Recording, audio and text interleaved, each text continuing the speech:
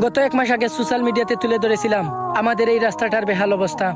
ওই ভিডিওটা একজন সমাজসেবক দেখে বলেন, দেখে নিতে পারিনি কোনো একটা ব্যবস্থা। কিন্তু আজ সপ্তাহ পারিয়ে মাস চলে গেছে, এখনো নেয়নি খোঁজ। অথচ ইলেকশন আসলে তাদেরকে 3 বেলার উপরে দেখা যায় রোজ। সেবার নামে নাই, কিন্তু এলাকার অলিতে গলিতে পোস্টার লাগাই দিছে। সুযোগ পেলে আপনাদের পাশে দাঁড়ানোর আমার খুব ইচ্ছে, কিন্তু একটু খোঁজ নিলে দেখা যায় গরিবের পেটে লাথি মেরে পকেট ভরাই ওদের কাজ।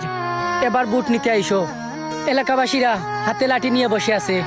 目的吸引你注意，老子们要没有赌局，好我都在我的兜里，吞点不好我是不